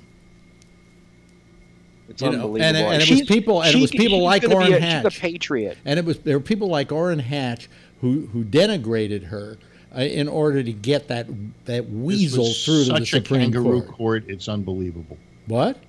It's a kangaroo court that you guys have here. It's amazing. Supporting this woman who comes out of nowhere, and also she's an anti-Trump. Phil, let me ask you something. If you're a guy, if you knew something about Kavanaugh that he screwed you or did something that was really terrible, and you're sitting on this information, you go, what should I do? Should I say something about this? This guy's going to get a lifetime appointment to the Supreme Court. I know this information. I don't want to get involved. I don't want to be vilified. I don't want to be under the microscope. I don't know what's going to happen to my life after I become so public. So you go to a senator, your senator, and you say you have this information. You say, look, I'm giving you this information, but you saw what happened. You saw what happened to Anita Hill at the hands of what's his name, Orrin Hatch and Grassley, and I'm trying to remember the other guy. The three senators who were on the committee when Anita Hill was there, and simply tried to turn her into some kind of a nutcase, a tramp, whatever, in order to decry her recollections of Clarence Thomas, which, compared to what's being talked about here, were minor by comparison. He was telling dirty jokes, making her look at pornography, talking about, is this a pubic hair on this Coke bottle or whatever, Coke can. Things like that. These were just innuendos. This was literally holding a woman down and putting his hand over her mouth to keep her from screaming so that he could have his way, she managed to get away. A much more violent kind of situation. Doesn't it deserve to be investigated, so we have full knowledge of this guy. Of course, but not necessarily by the FBI. It deserves to be investigated by Why? the same Who else? Who else? Oh, Why, yes. the Republican Hey, you counsel? think Dianne Feinstein is not going to support her position? You think that she's got no friends in that council? But, you know, doesn't matter. They don't hold the try gavel. to use this as an anonymous thing to defame and slur this candidate. This wonderful human being. That's Republican rhetoric right there. Because you never answered my question about how you would feel in a situation like that and what you deserve as a citizen coming forth with information. They wouldn't believe me. But, you know, on the other hand... That's not the point. That's not the point, whether they believed you or not. If you had this knowledge and you knew it was going to turn your life upside down, she's a professor, whatever, you have a business, you get death threats, all kinds of stuff. You have to really think about this. Wouldn't. I probably wouldn't. Well, there you go. So then you're not the patriot that she is. Well, she's also not some. I don't think she's not doing it for some. patriotic reasons. She's not I some. completely disagree. She's not some chippy off the old block. She is. Wait a minute. Hold on a second. She is a professor. She has a doctorate. She's a well-schooled, decent individual who claims, by the way, that this thing that happened with him did affect her life and sexually with her husband and people like that. Psychology. Most psychologists need psychologists. Is she a doctor themselves. of psychology? I don't think so. Yeah. I don't think so. I think it's psychology or something. No, she's a professor. Yeah, well, she's a professor and a doctor of psychology. Well, she claims it affected her quite. She told the story, by the way, in 2012, I believe, to her shrink. Right. That's right. She's told it multiple times. Before they knew that he was even going to be nominated. Yeah, way before. Yeah, I mean, this was just part of her going to a shrink. And, well, let's see. And the shrink said that, you know, you really should get this off your chest and get it out of your system. And just because, like, did you hear now that there's this Border Patrol guy who's a serial killer? Yes, I heard that. So how did he get through? Oh, why? This guy's killing people and nobody knows it. He's on the Border Patrol. How come that all got missed? That FBI did a good job of checking him out. Huh? Well, there you go. That's what I'm saying. So you're saying with all that Kavanaugh's been through, all of the background checks and all of this and all of that, it is impossible that this got caught, that this didn't get caught? If it was out there long before he was nominated, then it is pretty much impossible that it didn't get caught, because they go back to your third grade. You know, I mean, they would have asked these people if there was an incident like this. They're not checking. They're not checking for stuff like that. They're checking for you know, are you now or have you ever been a member of the Communist Party? They check for everything, they Alex. Okay, he's right. Yeah. Well, you had a Q clearance, right? Well, they missed it just like they did with this Border Patrol guy. Yeah, I got secret clearance. I got top secret clearance just before I left. Wait a minute, just before I was mustered out of the Navy, and they didn't catch the fact that my father's cousin, who was very close to us, was a communist. They didn't even find that. Okay, with that clearance, what's in the Pfizer report that's coming out? Have you read it? What? The unredacted Pfizer report on Carter Page. You know, you have top secret clearance. You probably read it. Well, I don't have the clearance anymore. I'm not in the Navy any longer. Oh. The only reason I had to have it is because there was a top secret at Armed Forces Radio. There was literally a bunker in the middle of the building that was crypto top secret. Don't you keep that as a courtesy? You know, that's Comey wanted to keep his, and Clapper and a few of those others. Well, you know, I don't know if I still have my top secret clearance. I sincerely doubt it. Those guys do keep them, though. And Phil is trying to make it sound like it's an abnormal thing. It is a normal thing. The thing was that I was there. I was there almost 2 years. It was a courtesy. I was there. No, it wasn't, Phil. I was there almost 2 years. You're wrong, Phil. Can I say something? It's not in the job description. I was there almost 2 years before they came out and said, "Okay, this is what you're cleared."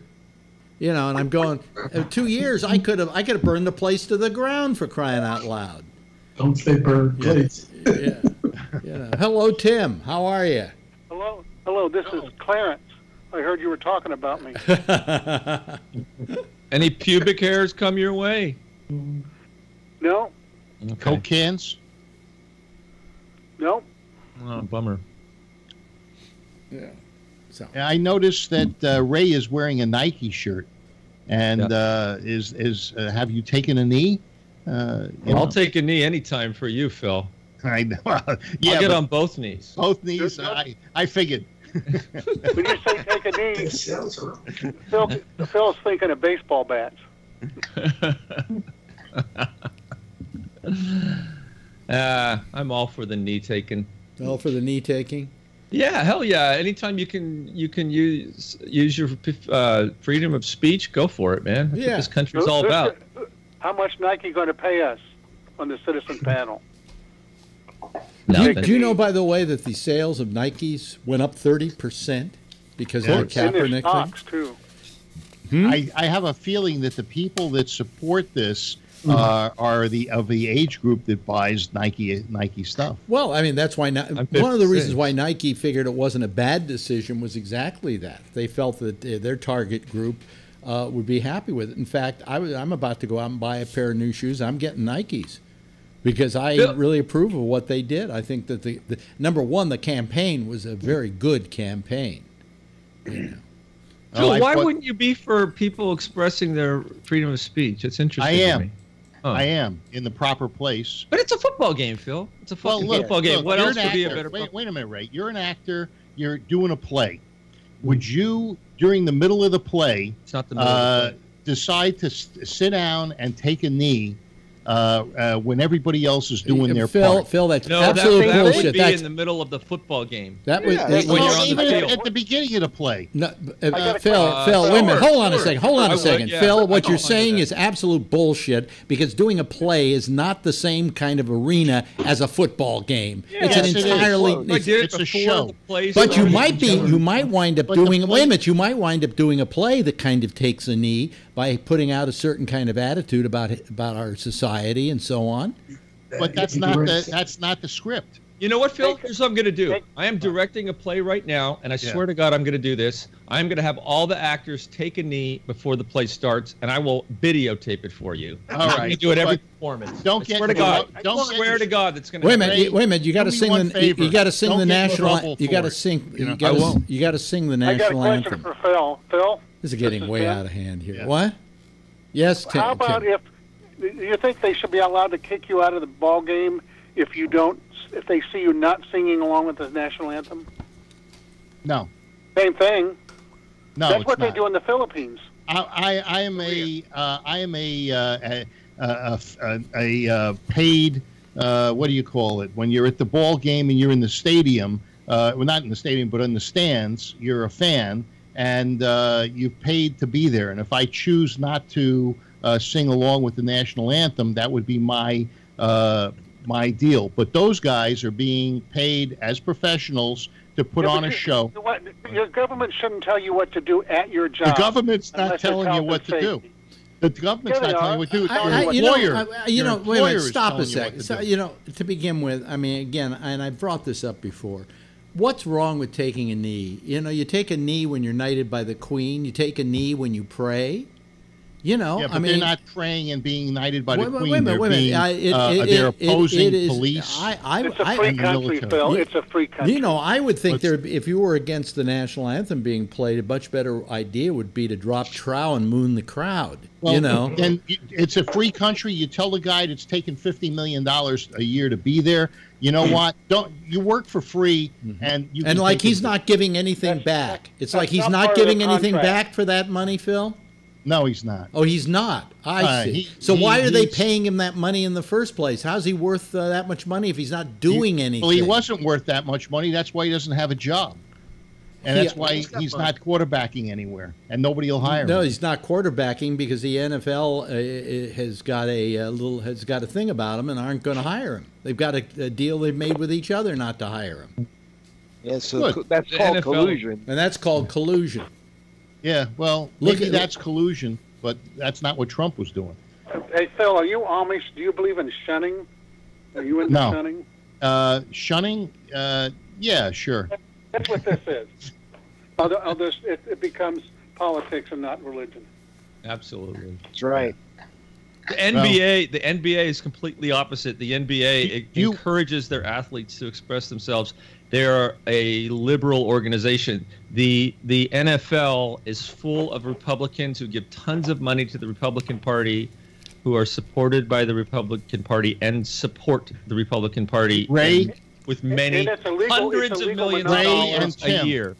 Do you believe that I have a right to not like what's going on? Of course you do, but you don't have a right to tell someone they can't have a job. Right. You don't have a right to tell a person that they can't. I didn't tell him he couldn't have a job. You're supporting the person who did. He doesn't have a job. You could boo. You're only saying this, Phil, because Trump said it. If Trump didn't say it, you wouldn't give a shit. Jeff's got his hand up. Yes. You could boo all you want during the game, or at the beginning of the game, or at the end of the game, or an hour after everybody else has left. Right. Preferred.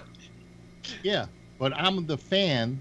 I paid for the ticket to get in there, and he's the entertainer. He's a professional entertainer. Yeah, but if you don't like the professional entertainer, then don't go to the show.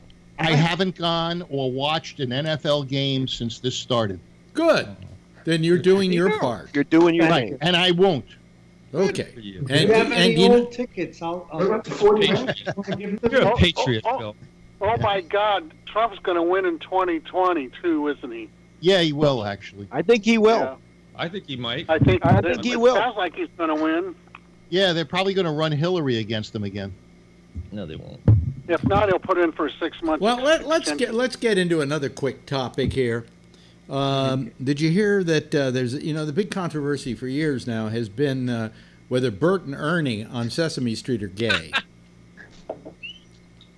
And Sesame Street, the Sesame Workshop stepped into to clear the air in a long-running battle over whether Sesame Street's Bert and Ernie are gay heated up again last week. Variety reports that the issue moved back to the front burner after former Sesame Street writer Mark Saltzman said in an interview Sunday that he wrote the relationship between Bert and Ernie based off his own partner, the late editor Arnold Glassman. Sesame Workshop, the nonprofit education organization behind the PBS show, then swung into action with a message on Twitter that read, "As we have always said, Bert and Ernie are best friends. They were created to teach preschoolers that people can be good friends with those who are very different from themselves. Even though they are identified as male characters and possess many human traits and characteristics, as most Sesame Street Muppets do, they remain puppets and do not have sexual orientation." They have no penises, so... That's right. Yeah. Maybe it's an innie. But on episode 374, yeah, there is a brief moment when you can see Ernie kneeling on both knees. Oh. He took a knee for Bert. Hey, have you watched that show Kidding on Showtime? Yes. No. Yeah. I'm starting to get into it. There's only 2 episodes, but... yeah, it's good. Yeah. Jim Carrey. And it's like group therapy for Jim Carrey. Here's another interesting story. Coca-Cola is looking into a new beverage formula. You ready for this? Heard about this? It will include marijuana, even though the company sent out a buzzkill statement today after the word got out, citing a Bloomberg report. The Atlanta-based soft drink giant, whose earliest beverages included trace amounts of cocaine, remember that historical event, is now in talks with the Canada-based pot farmer Aurora Cannabis to create beverages infused with marijuana. The Post reports adding Coca-Cola has tried to kill the buzz around the joint venture, saying Monday's statement they had no interest in the psychedelic effects of marijuana, which are produced by the active chemical THC. So just watch. They say no. They say no, basically no. That's not going to happen. That means what? It's going to happen. They said it's CB something oil, and it doesn't have any... CBD. CBD. CBD from hemp. from yeah. Well, And THC it's we supposed to get be you high. The medicinal. CBD that's also present in marijuana has been promoted as a natural method for reducing pain and inflammation, as well as treating anxiety, depression, and sleepiness.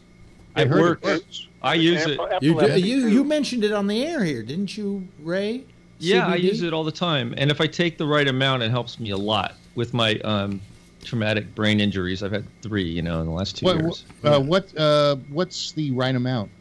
Oh God, you have to experiment. Everybody's different. That's the problem, and there's not enough. So I figured out what mine is. It's a lot more than normal. I have to take a lot, and then I notice it really helps me. It's like drinking beer. You have to learn how much you can drink and not get sick. Hi, Kevin. I know what your level is. Kevin joined us a little late. It's kind of like melatonin, where some people a little tiny pill will help them, and other people have to take 30 milligrams before it does anything. It's kind of like that. Better late than never, Kevin. How are you doing? Okay, I've just been running around, going crazy, getting ready for my trip. Where are you going? Where are you going? Driving up to Oregon to do my ALS walk. Oh, okay. All right. Cool.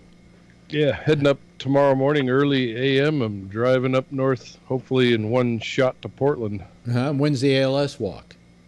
Sunday. Okay. Yeah, I'm going to hang out with my buddy for a few days and do that and make a wide swing through Oregon to see another buddy on the way back next week. So fun. By the way, Jack is joining us right now to make this a full house, ladies and gentlemen. Yay! Wow! Oh wow! Full house. Yeah. Just what I need. Is I got all my guests out from the weekend. Yeah. I hear somebody say that Coke is talking about adding marijuana or marijuana essence to its product. Yeah. Did I hear somebody say it was a psychedelic? Marijuana is not a psychedelic. That's correct. No. I was just quoting somebody from the Coca-Cola company. It is a euphoric. Let's get our drug uses straight here. Jack, the stuff that they're using is not the euphoric part of it. It's an oil that doesn't have the THC. It's not psychoactive. It's CBD CDC. is not so. It's CDC, and it helps with inflammation, and pain, and things. I could use it right now myself. So does turmeric. In that case, to hell with it. I'm not even going to buy it. Yeah, right, exactly. Exactly. you Yes, can Jeff. take Jeff's got his hand up, Phil. Oh. Okay. I remember, and this could be wrong or right, that in the 20s, that Coca-Cola did include some marijuana. No, it's cocaine. It was the original formulation. The original formulation of Coca-Cola was cocaine. That was in the days when they had a lot of these patent medicines, and they were some of them. Someone say, "Hey, this is good patent medicine. This will put your kid to sleep," and it had heroin in it. So Coca-Cola started out the Coca-Cola part. The Coca part was referring to cocaine. It had cocaine in the formula. And about a year in, people liked the formula so much. It tastes so good that he took the cocaine out and just left the rest of it. And the what did they say? The current formulation has been kept under lock and key for years at Coca-Cola. Nobody knows exactly what the formula is. And some guy runs into the vault every now and then, looks at the recipe to make sure he's got it right, and then runs out and makes more. Yes, Jack. Well, all I know for sure about Coca-Cola is what my dad said. It's some nasty shit unless you put some bourbon in it. Cleans toilets real well, too. Didn't they say you could take a nail and put it in a bottle of Coca-Cola and come back a couple days later and it'd be like rusted and dissolved? Pretty close, yeah. Yeah. I have used Coca-Cola to clean automobile parts. Yeah. I saw how how much sugar is in a can of Coke, and it's enormous. It's 39 grams of sugar. Yeah. That is enough to put you into a coma. Really? Yes, Ray. I just looked it up on Snopes, which I know, Phil, is fake news. Yeah. But it said that the original Coca-Cola did have cocaine, but it was such an infinitesimal amount that it really couldn't affect you. Well, then why did he put it in there anyway? I think it was. I have to read the whole thing. I think it was just kind of like a byproduct of the plant. I think they had to actually. I think they might. I have to read the whole article. Well, you know, here this is true that Coca-Cola uses coca leaves, as one of its ingredients, and supposedly the leaves that they used from the coca plant are what can be made into cocaine, and that was given to the government to make their supply of pharmaceutical cocaine.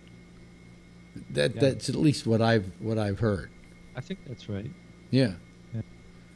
So, anyway, I have another story here. Julie Chen, who is married to married to Les Moonves, is leaving The Talk, the show she was on for so long. And I think part of the reason was she's staying on Big Brother, at least to the end of this season, and is signing off now, calling herself Julie Chen Moonves, which is kind of a slap in the face to everybody, saying, I'm standing by my man, okay? And the reason they say I saw that the other night, and I went, holy crap, what did she say that for all of a sudden? Yeah, well, obviously. I think she is proud to be his wife. She's standing by him. And, she wanted to let people know, I'm not ashamed of who he is or what he is, and I'm happy to be his wife. I thought that was a very strong statement she made just in doing that. But the reason she's not going to do The Talk, they say, is because she probably felt that a lot of the discussions today are about the Me Too movement. A lot of the talking on The Talk is about subjects like that appeal to women, and that it would be just wrong of her to be on that show talking about that in the light of what her husband has been accused of. So, yeah, it would be about her husband all day, all night. Yeah. So it's apparently dozens of women that he molested? Well, over the years. Is it true that he went to a doctor or something like a doctor and he forced her to give him a blowjob? There are all kinds of stories that have come out. Here's the interesting part about this.